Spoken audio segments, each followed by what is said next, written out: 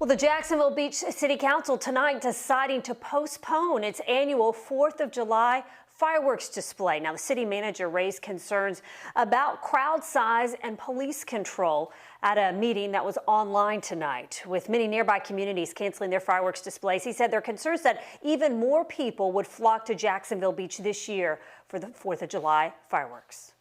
Inviting tens of thousands of people into our downtown at night in the dark would create a virtual impossibility to manage any type of social distancing.